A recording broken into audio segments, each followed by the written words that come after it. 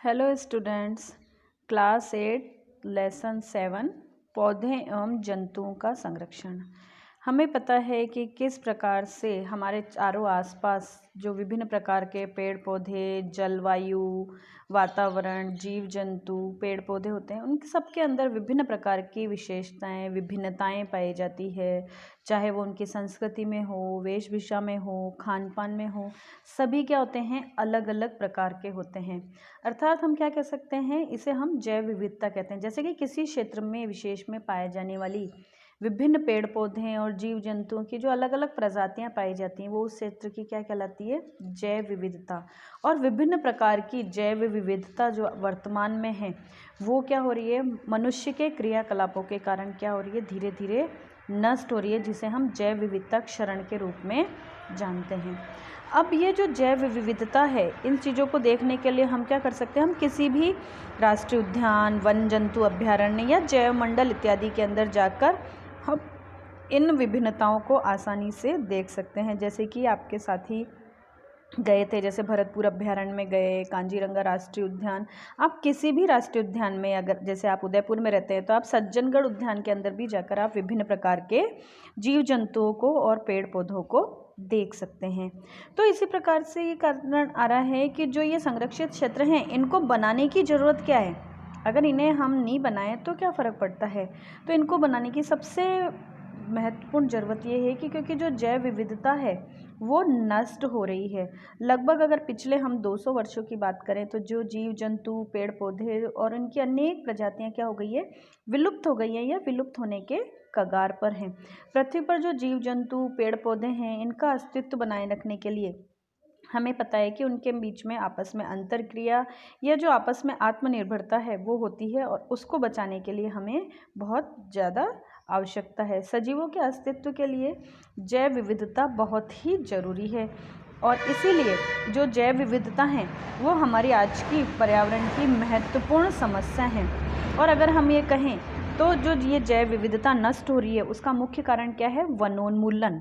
तो वनोन्मूलन क्या है और इसके क्या कारण हैं के बारे में अगर कहें तो वनोन्मूलन मेन रूप से क्या है, मानव जनित और प्राकृतिक कारणों से जो वनों का विनाश होता है वो क्या कहलाता है, वनोन्मूलन कहलाता है।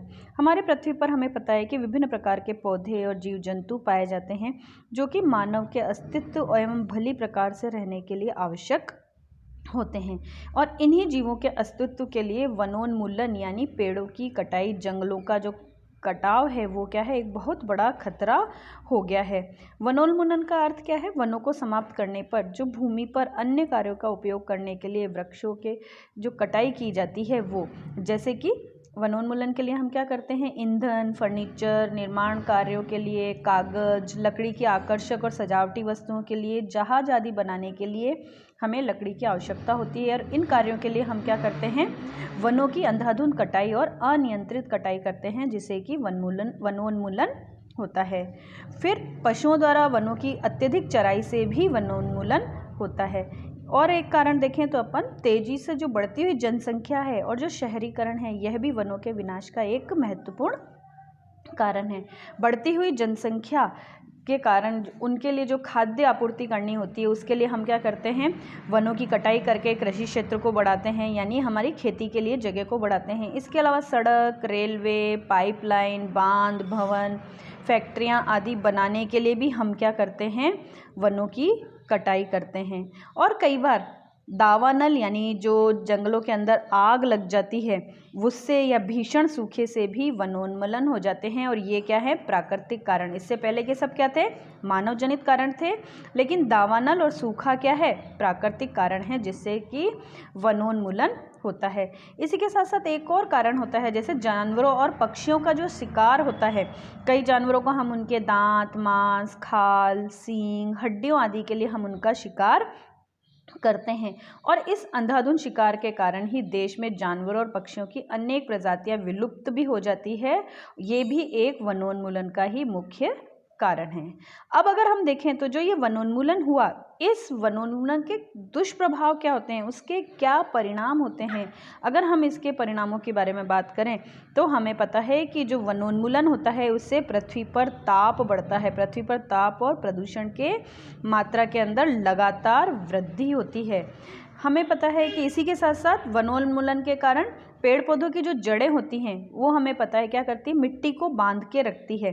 और इन पेड़ों की कटाई से जो मिट्टी होती है, मृदा होती है, वो क्या हो जाती है, ढीली हो जाती है और तेज हवा और जल के बहाव के साथ बहकर चली जाती है, जिससे कि जो मिट्टी की ऊपरी परत होती है, जो ह्यूमस वाली परत होती है जिसमें पोषक तत्व बहुत ज़्यादा होते हैं, वो भी बहकर चले जाते हैं, जिससे मिट्टी की उर्वरक क्षमता क्या हो जाती है, कम हो जाती है और वहाँ की वनस्पतियों के ऊपर प्रतिकूल प्रभाव पड़ता है। इसी प्रकार से जो जंतु हैं, पक्षी हैं, पादप हैं, विभिन्न प्रकार की प्रजातियों के लिए वन एक प्राकृतिक उत्तम आवास होते हैं। और इन उत्तम आवासों को जब हम वन काटते हैं या वनों का जो विनाश होता है उससे उनके आवास भी उजड़ जाते हैं।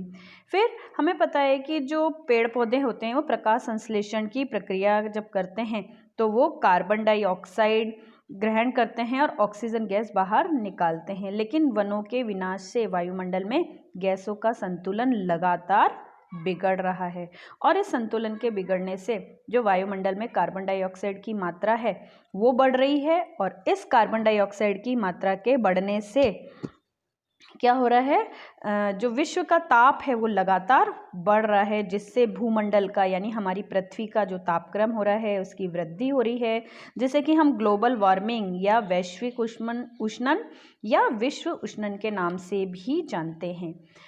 फिर इसके बाद हमें पता है कि जो वृक्ष होते हैं वो भूमि से जल का अवशोषण किसके द्वारा करते हैं, जड़ों के द्वारा ही करते हैं और यह जल वाष्पोत्सर्जन की क्रिया से के रूप में क्या होती है, वाष्प के रूप में मुक्त होती है।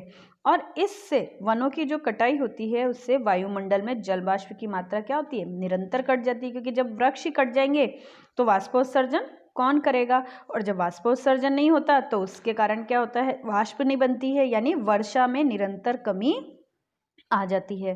अगर पर्वतीय क्षेत्रों की बात करें तो पर्वतीय क्षेत्रों में वृक्षों की कमी से क्या होता है, मिट्टी की जो बांधने की क्षमता है वो भी क्या हो जाती है, धीरे धीरे समाप्त हो जाती है, जिससे चट्टानें खिसकने की घटनाएं आजकल आप ज़्यादा देखते हैं कि आज चट्टानें खिसकती पहाड़ी इलाकों में। जैसे कि अपन ने अभी थोड़े समय पहले देखा था कि उत्तराखंड की जो त्रासदी हुई थी कि उत्तराखंड के अंदर जो चट्टानों के खिसकने का भयंकर विध्वंस हुआ था वो इन्हीं वनोन्मूलन के कारण हुआ था। वायु एवं जल में मृदा प्रदूषण भी पादप और जंतुओं के ऊपर क्या करते हैं, विभिन्न प्रकार के विपरीत प्रभाव डालते हैं। इसी के साथ साथ अगर जो हमारे मानवों की जो मानव जनित गतिविधियां हैं उसके कारण वातावरण में तेजी से परिवर्तन हो रहे हैं और इस तेजी से परिवर्तन के कारण जो विभिन्न प्रकार की जो प्रजातियां हैं वो भी क्या हो रही है, धीरे धीरे दुर्लभ हो रही हैं, विलुप्त होती जा रही हैं। इसी के साथ साथ हमें लगता है कि पृथ्वी के जो ताप में वृद्धि है उसके कारण पृथ्वी का जल चक्र बिगड़ रहा है और वर्षा की दर में कमी होने के कारण क्या पड़ रहा है, सूखा पड़ने लगा है। और सूखा पड़ने के कारण अभी मैंने आपको बताया कि मिट्टी के विभिन्न गुणों में परिवर्तन आने का भी मुख्य कारण क्या है, वनोन्मूलन ही है। और ज़्यादा वनोन्मूलन या सूखा पड़ने से क्या होता है, भूमि पर जो वृक्षों की कमी हो जाती है उससे अभी मैंने बताया आपको मृदा अपरदन हो जाता है, मिट्टी एक स्थान से दूसरे स्थान पर जाने लगती है, मिट्टी का उपजाऊपन कम होने लगता है, मिट्टी की ह्यूमस की मात्रा कम हो जाती है और धीरे धीरे जो उपजाऊ भूमि होती है वो किस में बदलने लगती है, मरुस्थल में परिवर्तित होने लगती है, जिसे हम मरुस्थलीकरण कहते हैं। वनोन्मूलन के कारण मिट्टी की जो जल धारण की क्षमता होती है वो भी क्या हो जाती है, कम हो जाती है, क्योंकि जो जल है वो कौन अवशोषित करता है, पेड़ों की जड़ें, और जब पेड़ ही नहीं रहेंगे तो फिर उनकी जड़ें कहाँ से आएगी, पानी को कौन नीचे की ओर सूखेगा। भूमि की ऊपरी सतह से जल को नीचे की ओर जो आता है वो अंतःस्त्रवण के द्वारा यानी पानी को जड़ें खींचती है, लेकिन जब जड़ें ही नहीं होंगी तो पानी को कौन खींचेगा। इसलिए इसके परिणाम स्वरूप बाढ़ आती है। मिट्टी के जो अन्य गुण होते हैं जैसे कि पोषक तत्व, गठन इत्यादि में भी वनोन्मूलन के कारण ये सभी चीज़ें क्या होती है, प्रभावित होती हैं और इससे हमें बहुत ज़्यादा नुकसान है, जिसका सबसे ज़्यादा प्रभाव हम ओजोन मंडल के अंदर छेद या ग्लोबल वार्मिंग के रूप में हम लगातार देखते हैं। मरुस्थलीकरण बढ़ रहा है या दावानल के अंदर विभिन्न प्रकार से आग लग रही है। मतलब पूर्ण रूप से अगर हम देखें तो हमारे प्राकृतिक आपदाएं, भूकंप, बाढ़, सूखा, चक्रवात, ये विभिन्न प्रकार की जो कारण हैं ये और बनने लगे हैं। नेक्स्ट वीडियो में हम पढ़ेंगे कि हम किस प्रकार से जो ये वन और वन्य प्राणियों का संरक्षण कर सकते हैं, क्योंकि वनोन्मूलन से ये सभी हमारा जो जीव जंतु है, जो वन, हम किस प्रकार से इनको प्रभावित होते हैं और इनको बचाने के लिए, क्योंकि अपन ने देखा वनोन्मूलन के कितने दुष्परिणाम हैं, तो इन दुष्परिणामों से बचने के लिए हमें वन और वन्य प्राणियों का संरक्षण करना चाहिए।